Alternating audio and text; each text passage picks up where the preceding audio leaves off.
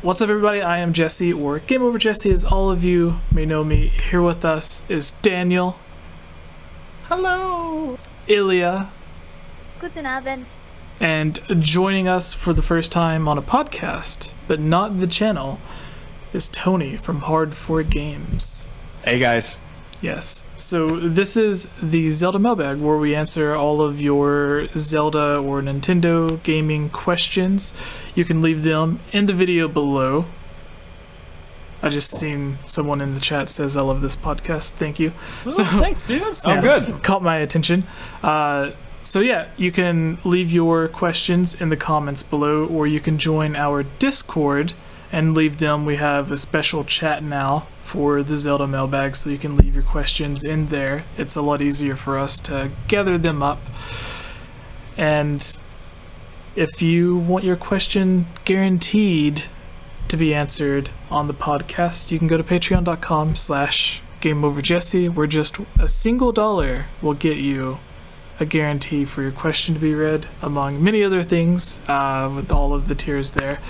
And Hard4 Games, I believe you have your own Patreon where people can go and support you as well. What kind of stuff could they find there? Well, we do a Patreon-only Discord. We also have different rewards where we have 3D modeled Hard4 Games logos for tiers that we send out to people, and little gifts, and signed cartridges, and little goodies depending on what people are capable to give, and occasionally the Patreon only video. Yeah, I remember. I want that little joystick there. Yeah. Yeah. I want that. You've got my little collector's. I got a couple in the back over there too that are small. You got it like in the back of my brain. This like, I want that. No, see, it was a collection. It was kind of funny. 1 month I became a Patreon of Hard4 Games, and Tony just messaged me. He was like, "Hey, are you sure about this?" Well, do you remember that message? I do remember that. I thought it was a mistake because I'm because we've been talking for a while. I wasn't expecting you to just start donating to the show, so I saw it, and then I saw that it was it was a generous, I think it was one of the top tiers that we offer, if I recall properly. So I was just like, damn, Jesse. Like, are you feeling okay? You sure you want to support a show called Hard4 Games? We had a heart-to-heart regarding it, but ultimately he did want to regarding it, but ultimately he did want to support the show, and we really appreciated it. So thank you. So how much is it for that little joystick? We do. There's like a 1, 5, 10, and 20 tier, and generally we have people. If it's like a physical, gift that we give out, every Patreon supporter can do the videos and the Discord. But normally we'll have people on for about 3 months or so, and then on the 3rd month we'll send out a joystick. But if you guys want one, we'll talk. Yeah, I think I pledged up for the $20 whenever I joined on the Patreon. I don't know if I was a Patreon before that at a smaller tier, and then I upgraded. I'd have to check. Yeah, I am also not the person who runs I run the Patreon, but I don't run the front end of it or the back end of it. So we also have another person who has like all the spreadsheets and stuff, and like does all of the stuff that I don't have time to do because I'm too busy editing. So. Yeah. So everybody, you can go and support Hard4 Games if you love. That's really Tony. what the channel's called. Yeah, Hard4 Games. Just search on YouTube, Hard4 Games. We have tons of retro gaming content, beta content, Nintendo development content, lamenting about how we're over 30 content. Just desperately wishing we weren't every slow and painful day. But anyways, yeah, check it out, guys. It's great. Good stuff. You're gonna love it. So, our Zelda Mailbag officially starting. I'm going to the list for the questions. We can try to get through these quickly. If we can all do 2 questions. If it drags on, then we're only going to be able to do 1 question each. So, the first question.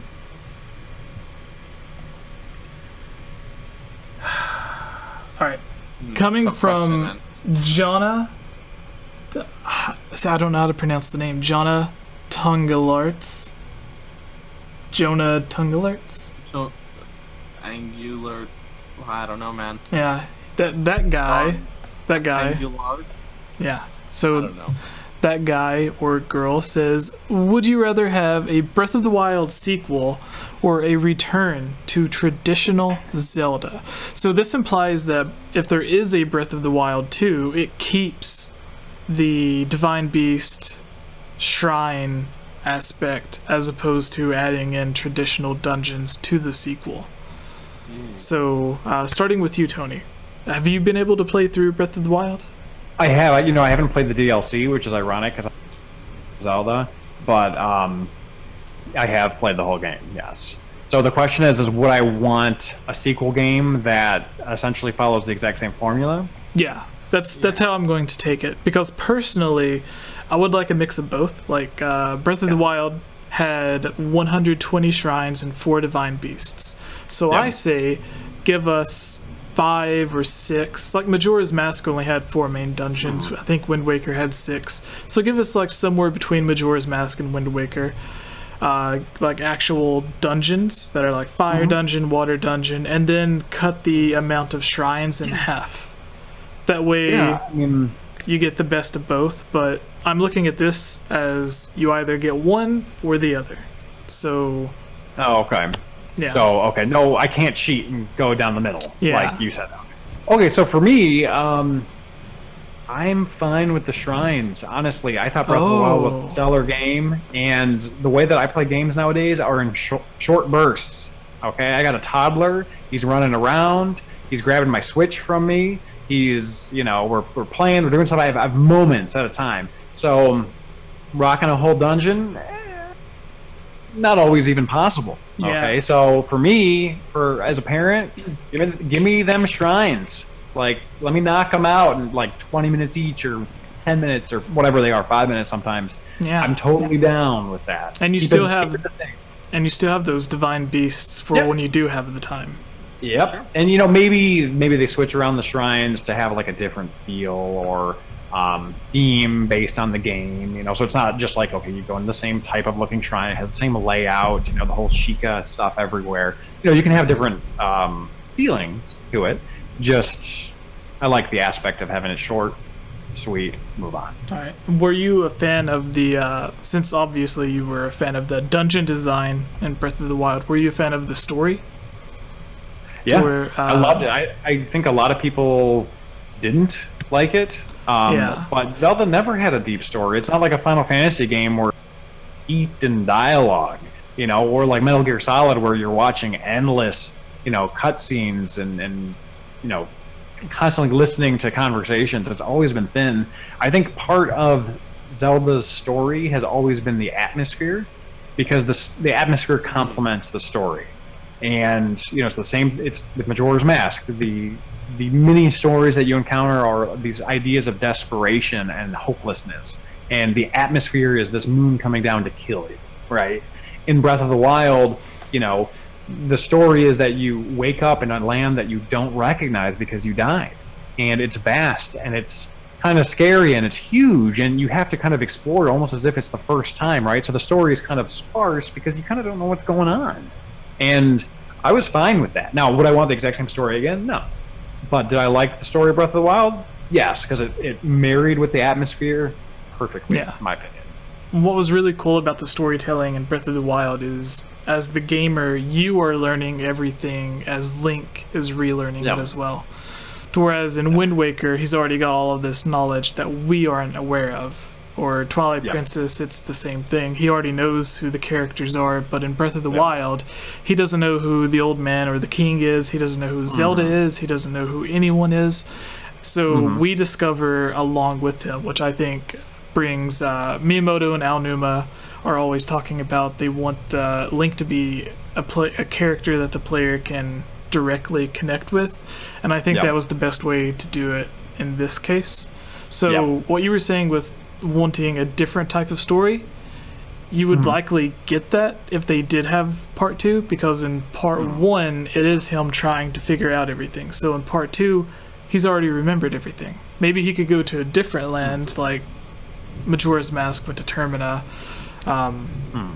The Link's Awakening sequel to A Link to the Past went to Cohelant Island.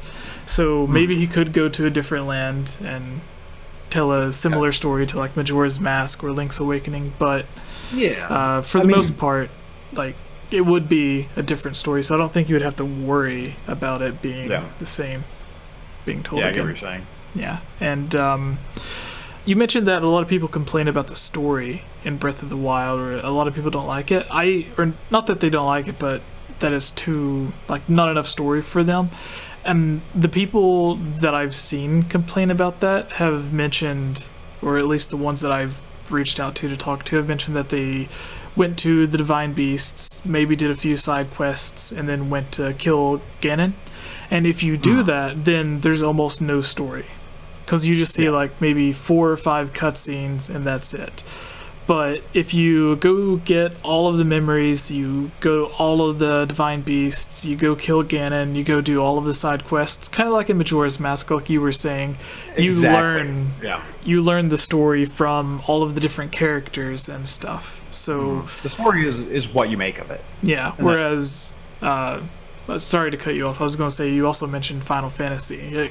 Like Final Fantasy gives you like a 10 to 15 minute cutscene like every 30 minutes, it seems. Yeah. So like the story is just shoved in your face, whereas in Breath of the Wild, it's up to you to go out and learn things by yourself. But yeah, was there anything else that you wanted to add to yours? We can move on to Ilya. Oh no, I've talked for too long. All right. So Ilya, Breath of the Wild 2 or a traditional Zelda game on Switch? Well, I'm in the same boat that I would want something that's kind of down the middle, but I guess it depends on, because I'm assuming when they're saying Breath of the Wild 2, they're meaning like a sequel, because it's been talked about extensively, I think, by Zelda fans, that we would love to see the backstory of like a prequel. We all want that, but if we're assuming that it's a sequel, if it did something like with Majora's Mask or what Phantom Hourglass did as a sequel where it goes somewhere else, then probably I would go with that, just because, I mean, obviously I've enjoyed every Zelda game that I've played. There's never been one that I was like, this sucks, and I just stopped playing it forever. Well, Zelda 1 is still giving me issues, but did you get to the first dungeon?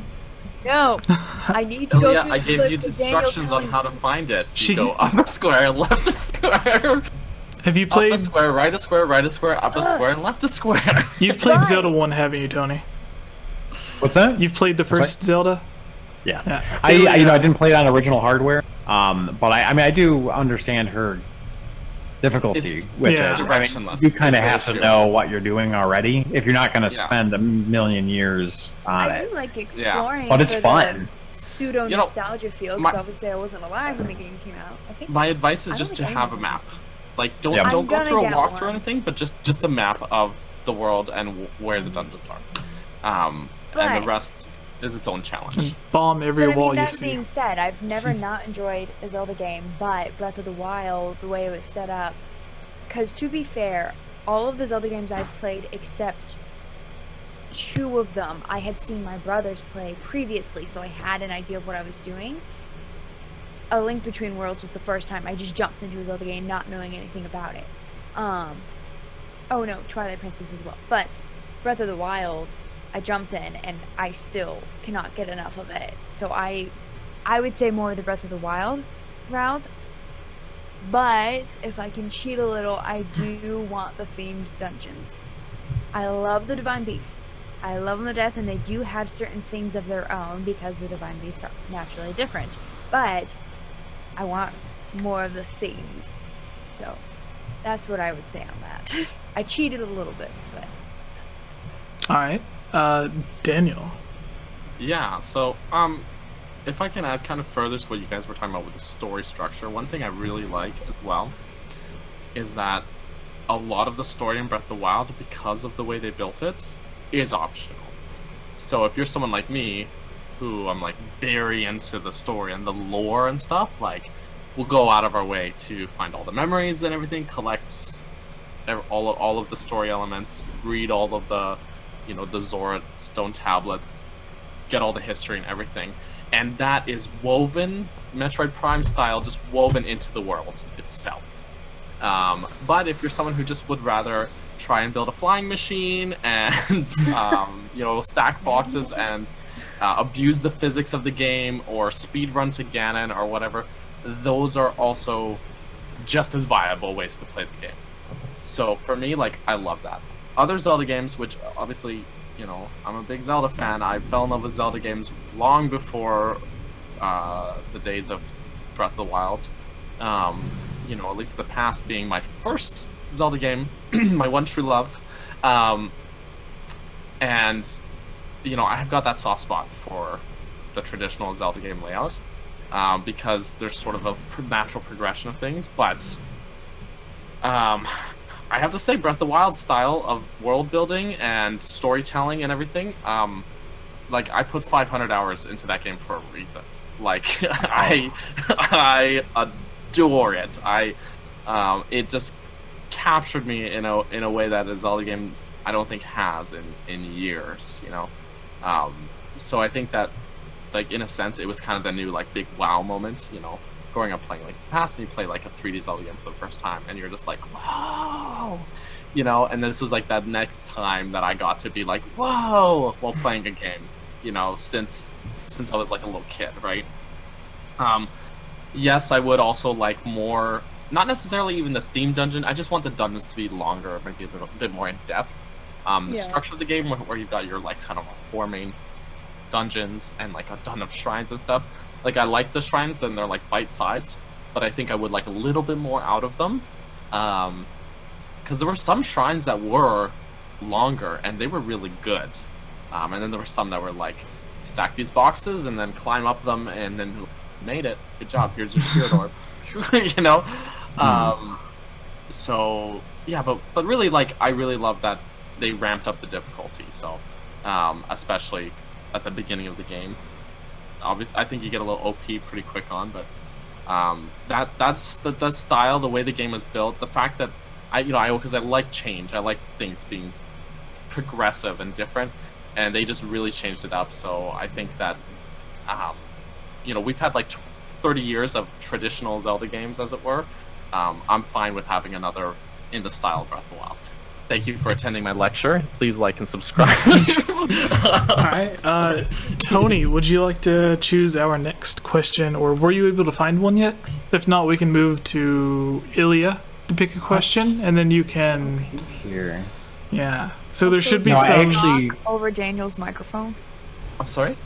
There is something over your microphone. Oh yeah, it's a sock. It's a sock. What about the pop? Yeah, I was concerned. There was a bit of pop happening earlier, but I put the sock on. I think that's helped reduce that. So. No, what? Yeah, they're. I'm not sure, because I had originally wrote some thoughts down on the earlier document. I'm not sure if they still exist on the current document. Is the one about the favorite side quest still in the Google Doc? Oh, you can go ahead and answer that. That's one that's frequently asked. So. Okay. Oh yeah. Okay, this is from Michael Swanson.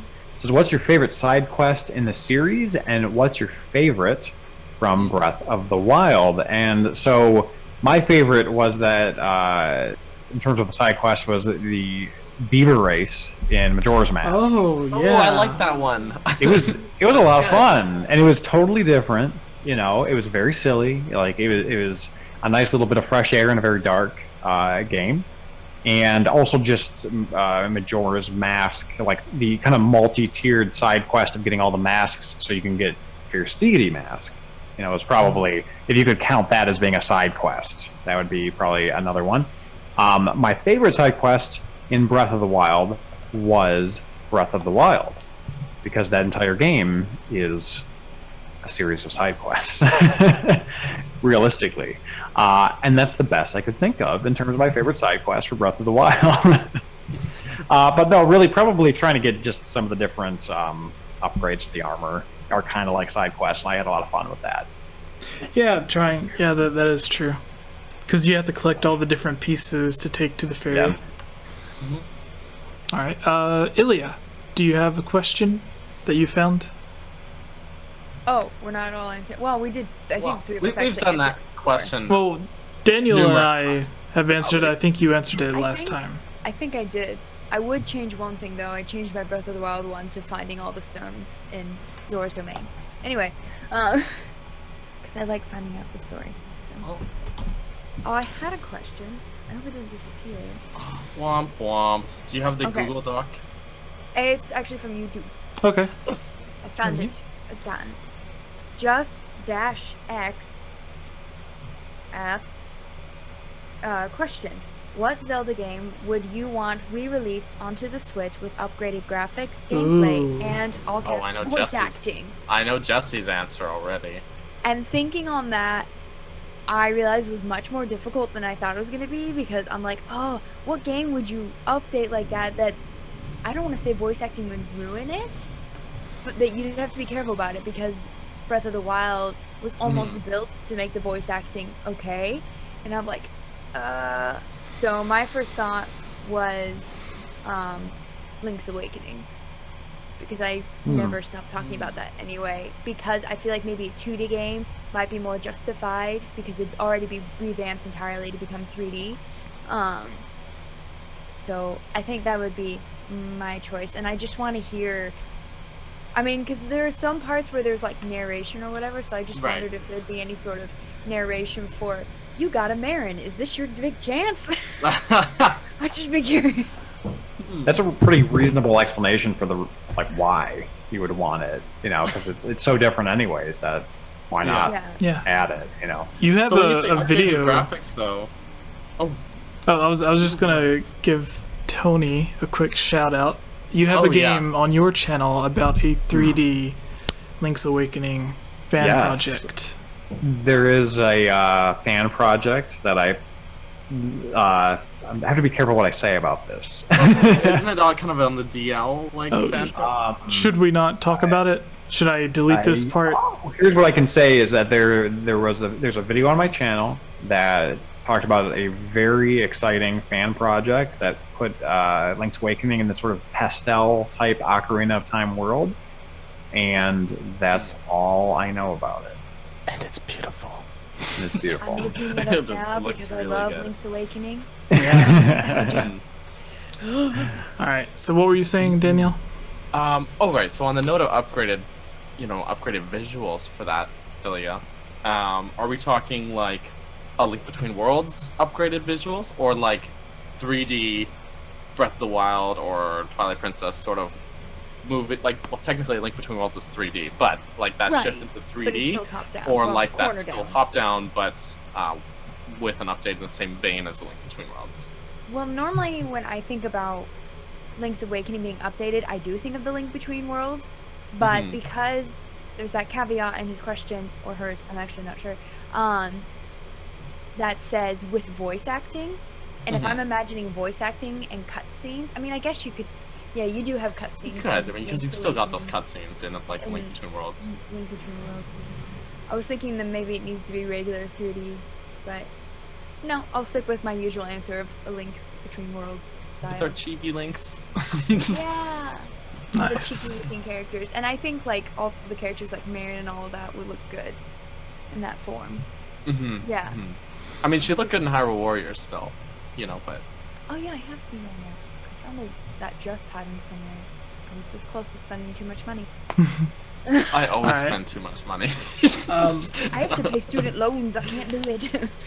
I will say Skyward Sword, because I am currently replaying through it, and I suddenly, desperately want Skyward Sword HD. And hopefully they could fix some of the issues with it as well. Maybe add more to it. I don't know.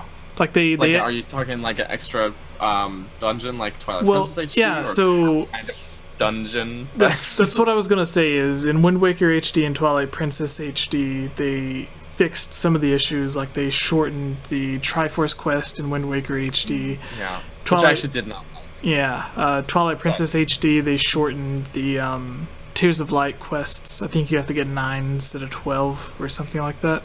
And they added in the new dungeon if you have the amiibo. So if they could, like, even if it was slightly barren and only had kind of like Ocarina of Time's Hyrule Field, where it was just Lon Lon Ranch and that was basically it. If they had something like that for an overworld in Breath of the Wild, or not Breath of the Wild, Skyward Sword, that connected the 3 provinces and let you ride around on Epona or whatever, that would be cool. Like, they wouldn't even, like, the time that they spent working on the new dungeon for Twilight Princess, if they just spent that working on a new overworld, I think that would like be... put like a little entrance to like a, not necessarily Hyrule Field, because Hyrule's not like established as a kingdom yet, but just essentially a Hyrule Field in the same vein as Ocarina of Time's. Yeah. Sort of middle of the map, where there's right now there's just kind of a gap in the map. Yeah. That kind of. Okay. And then I think voice acting would already work for the game because there's a lot of dialogue. It's, I think, one of the most dialogue-heavy Zelda games anyways. But moving on to you, Tony. It's also got the good story for it. Just Yeah. Skyward Sword is a good choice because it's really at the time where everyone was expecting voice acting, and we didn't get it. And Nintendo was still being very Nintendo at the time, where it was like, hey, you know, you got this item. I know you've gotten 50 of them, but let me stop the gameplay to tell you all about this. So there's a lot of room for improvement, but at risk of I don't want to copying that answer, but I think the 2D games, I think graphically are kind of beautiful the way they are. You know, it'd be interesting to see a 3D remake of them. I think that Majora's Mask and Ocarina of Time worked well as remakes because the N64 was just so rudimentary in its 3D that it was nice to see something polished up, a higher poly count, and all that stuff. So I would say, although I never played Phantom Hourglass, and I only played half of Spirit Tracks because I didn't really care for it. And I'm probably going to piss off your fan base here. But I think that those games could probably most benefit from a complete revamp. Because 3D on the DS was crap. And they did a lot with the art style, right? And they did a lot with what they had available. But you could probably do something pretty special with those games, and Nintendo would probably be less afraid to change them because they're not as beloved, right? So you could really modify, enhance, upgrade in many different ways. Yeah. That's funny, I was thinking about saying Spirit Tracks, but I'm gonna have to change my answer now. I would was originally thinking about saying it as a joke, but then I'm like, yeah, actually, maybe. No, legitimately. I really love Spirit Tracks. Yeah. I'm sorry. Is good too, but so no. I thought they would have been the perfect games to remake for the Wii U, since it already had like the dual screen going on. Yeah. Yeah. But I mean, it's not. It doesn't have to be dual screen. That's the only thing, you know. Like the way, honestly, if you're using the other screen, like for example, one of the things you use the dual screen for in Phantom Hourglass and Spirit Tracks is writing on the map, for example. Yeah. When you do that, you essentially pause the game anyway, because it switches screens, which screen has the map on it, and you pause the game. I feel like... Yeah. Sorry to interrupt. I feel like, because again, I haven't played Phantom Hourglass, but I played a good chunk of Spirit Tracks. I feel like, at least with Spirit Tracks, they were trying so hard to make it, like, you know, take advantage of everything the DS had to offer, that I would be fighting bosses and I have to be like, okay, let me switch my item, and then I blow the thing. Oh, I'm dead. You know, like so much stuff where it'd be like, oh, it became tedium, right? Because they were trying to take advantage of like just utilizing the bottom screen and like, you know, playing with the stylus, that just screw it, like screw it all, like just make that game without any of that crap. And honestly, that's kind of what holds it back a little bit, because there's so much in that game that's really good, like having the Phantom as a companion character when Zelda controlled them. The whip as an item, I think, was done in Spirit Tracks better than it was in Skyward Sword. Not to bash on it in Skyward Sword, because in Skyward Sword it's used for one of my favorite boss fights ever, but it's Zelda at least. But there's so much, like, the story of that game is actually really fun. The villains are really fun characters. I really like them, and there's a lot of really good world building in that game. And it's just such an overlooked game. So many people just forget about it. And that's why I had to stop playing, because I couldn't get past the controls. And like it was almost wasted on the DS. I hate to say that, but I mean, kind of it was. But oh yeah. The music's also really pretty in that game. Oh yeah, the music. Sure, is really good. I mean, the music is way better than game, Zelda, but I mean, still. Yeah. All right. So before Daniel answers, I have a quick question for Tony. So last week we had Patricia, the voice of Zelda, on the podcast. It was awesome. I'm sorry. Next week we're having Joe, who is the voice of Daruk in Breath of the Wild, one of the champions. And then the following weeks, we're having the other champions, voice actors, on the podcast as well. So how does it feel for you to be in the middle of all those people? Yeah, you know, I'm kind of the guy that wasn't important invited, so that's exciting. You were on our first, though. You were like in our. Or you're saying that I'm like equivalent to one of them because I'm like on that. Oh, I get it now. I'm just poking fun at you. You know, I don't. We're not saying you're our filler content here. Yeah, I'm like, yeah, exactly. No, it feels good. I'm happy to be on the podcast. It's fun. You know, who doesn't like chatting about Zelda? All right. So Daniel, did you get your? No, so you were going to pick Spirit Tracks. This was a toss-up. I was thinking about it, but okay. While we're on the thought of overlooked games, this is almost a cop-out because when we were talking about re-releasing games last time, I also said this, but I'm gonna say, as sort of a, but change it up a little bit, sort of a little collector's pack sort of deal. Zelda 1 and 2, re-release with art style. Not fully like 3D models or whatnot. I think still like sprite based is still probably would work better for these games. But still updated, maybe especially with things like the lighting and stuff. You could do just think how amazing Octopath Traveler looks. Like I love the visuals of that game. So give us some nice clean updates with the looks there. Put a map in Zelda 1 that actually works. And maybe clean up the translation problem, things like that. Maybe give it a little bit more. Don't keep the brutality and the challenge. I like that stuff.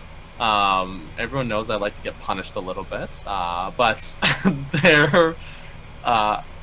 just give a little bit more direction to the player of what they're supposed to be doing, and give that update. And even though there's not a lot of dialogue in these games, I'm not opposed to voice acting if that's what you wanted to do.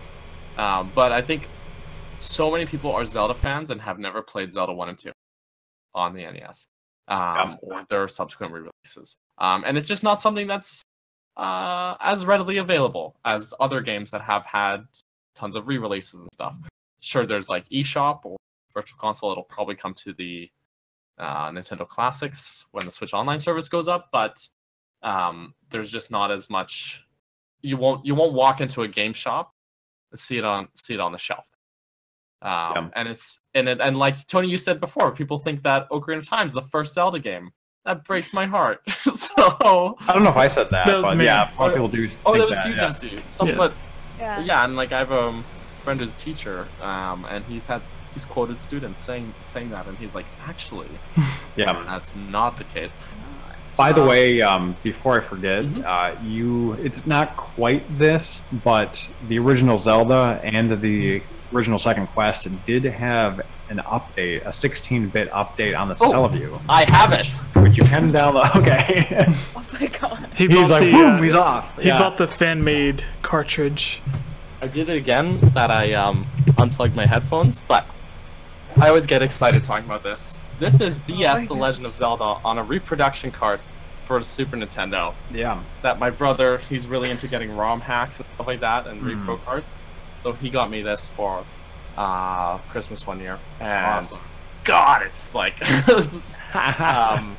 super exciting. Just the art. I don't know what we got here. Some original artwork with the Kokiri sword for some reason, but I mean the label is like a really cheap fake label, but it's a legit cart that works on original hardware for the Super Nintendo, and it's just really exciting that he even was able to get that ROM of BS Zelda. So that just gets me psyched up all the time. You jumped. You like leapt out I of your jumped. chair. I'm like, Very excited. I always get excited very about it. Yes, BS Zelda was really cool.